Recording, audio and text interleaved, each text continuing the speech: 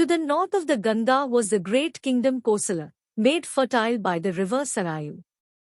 Its capital was Ayodhya, built by Manu, the famous ruler of the Solar dynasty. From Valmiki's description of the capital Kosala, it is clear that ancient Ayodhya was not inferior to our modern cities. Even in ancient India, city civilization had reached a high level. King Dashratha ruled the kingdom from the capital city of Ayodhya. He had fought on the side of the Devas, and his fame spread in the three worlds. He was the equal of Indra and Kuber. The people of Kosala were happy, contented, and virtuous. The land was protected by a mighty army, and no enemy could come anywhere near it. It contained forts with moats around them, as well as many defensive installations, and true to its name, Ayodhya defied all enemies. Ayodhya means that which cannot be subdued by war. Dashratha had 8 wise ministers, ever ready to advise him and execute his orders. Great sages like Vasishtha and Vamdeva and other Brahmanas taught the dharma and performed rituals and sacrifices. Taxes were light and punishment of crime was just and inflicted according to the capacity of the wrongdoer. Surrounded by the best counselors and statesmen, the king's splendor shone as the rising sun. Many years rolled smoothly by. In the midst of all this prosperity, Dashratha had one regret: he had no son. One day in early summer he thought of performing a horse sacrifice for progeny. He consulted his religious masters and on their advice, got sage Rishyasringa to perform the yaga. The yaga was a grand affair, and the invitees included many of the kings of the day. It was no easy thing to perform yagas.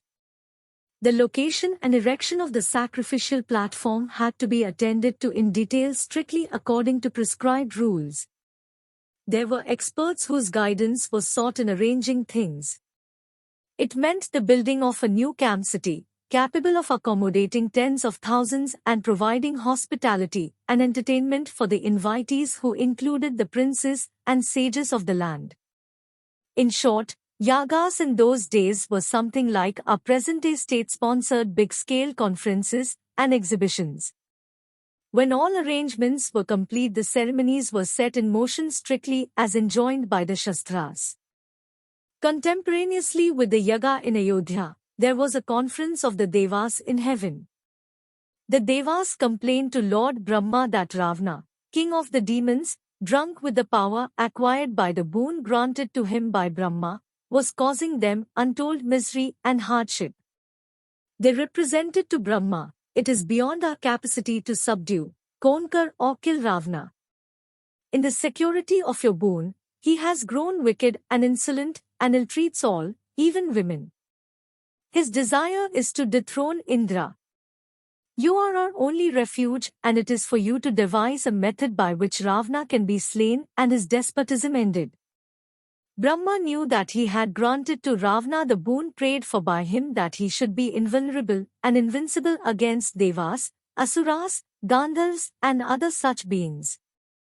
In his arrogance, Ravana did not care to ask for security against mankind.